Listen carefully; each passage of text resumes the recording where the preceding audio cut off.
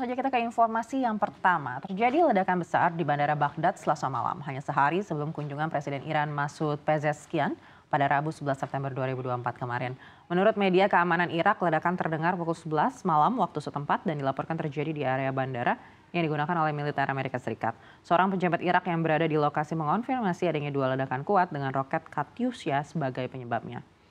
Roket pertama jatuh di dinding area pasukan anti-teroris Irak, sementara roket kedua menghantam tempat yang menampung koalisi anti-jihadis internasional. Laporan terbaru dari AFP mengungkap bahwa Kedutaan Besar Amerika Serikat di Irak mengonfirmasi bahwa ledakan tersebut merupakan serangan di kompleks layanan diplomatik Baghdad yang merupakan fasilitas diplomatik Amerika Serikat. Meski demikian, mereka menegaskan tidak ada korban jiwa dalam insiden tersebut. Fasilitas militer Amerika Serikat sering menjadi sasaran serangan, baik oleh kelompok ekstremis Sunni maupun kelompok bersenjata Syiah. Sementara Hizbullah menuding serangan ini dilakukan oleh tangan-tangan mencurigakan dengan tujuan untuk mengganggu kunjungan Presiden Iran ke Baghdad.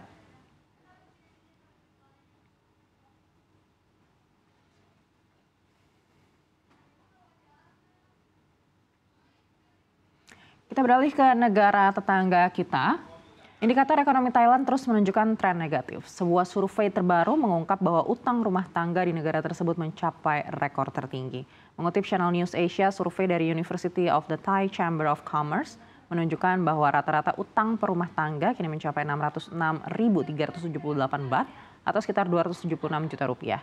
Ini merupakan peningkatan sebesar 8,4% dibanding tahun lalu dan level tertinggi sejak survei dimulai di 2009. Pertumbuhan ekonomi Thailand tertinggal dari negara tetangga dan menghadapi tantangan seperti biaya pinjaman yang tinggi dan ekspor yang lemah. Pada akhir Maret 2024, total utang rumah tangga mencapai 16,4 triliun baht atau 90,8% dari produk domestik bruto. Meskipun Thailand mencatat pertumbuhan ekonomi 2,3% pada kuartal kedua tahun 2024 secara tahunan, pertumbuhan secara kuartalan melambat menjadi 0,8%. Kementerian Keuangan memproyeksikan pertumbuhan ekonomi sebesar 2,7% untuk tahun ini meningkat dari 1,9% tahun lalu, namun masih tertinggal dibanding negara-negara tetangga.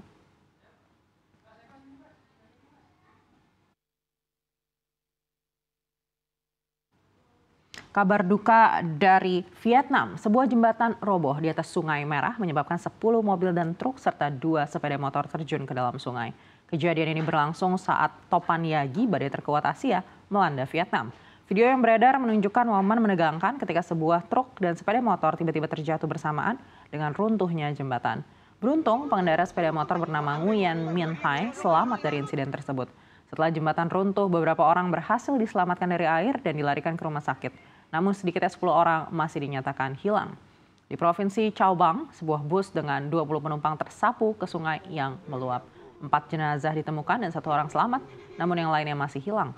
Di Kota Sapa, topan menyebabkan tanah longsor yang menewaskan 6 orang termasuk bayi dan melukai 9 lainnya. Sementara di Haiphong, puluhan pabrik mengalami kerusakan parah dengan atap yang hancur dan barang-barang yang rusak. Topan Yagi membawa angin dengan kecepatan 150 km per jam dan diperkirakan telah merenggut ratusan nyawa di Vietnam.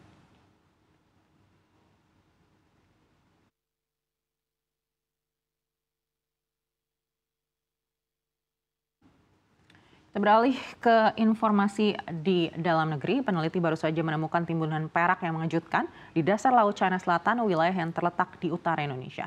Temuan ini diperkirakan merupakan dampak dari perubahan iklim global akibat pemanasan yang disebabkan oleh aktivitas manusia. Menurut laporan IFL Science, penelitian oleh Hefei University of Technology dan Guangdong Ocean University of China menyelidiki inti sedimen dari kedalaman 1.878 meter di dasar Laut China Selatan dekat lepas pantai Vietnam. Analisis menunjukkan adanya lonjakan kandungan perak mulai 1850-an bersamaan dengan revolusi industri dan peningkatan CO2 di atmosfer. Timbunan perak ini diyakini bukan hanya hasil dari aktivitas industri seperti proses pembuatan peralatan fotografi, tetapi juga dipengaruhi oleh perubahan muson yang semakin intens. Hujan deras dan angin kencang membawa lebih banyak nutrisi ke permukaan laut, meningkatkan produktivitas mikroorganisme laut yang kemudian mengendap bersama perak ke dasar laut. Meskipun penemuan ini berasal dari Laut China Selatan, kemungkinan serupa bisa terjadi di wilayah pantai lain di seluruh dunia. Penumpukan perak dan mineral berharga lainnya dapat memicu pertambangan dasar laut yang berisiko merusak ekosistem laut.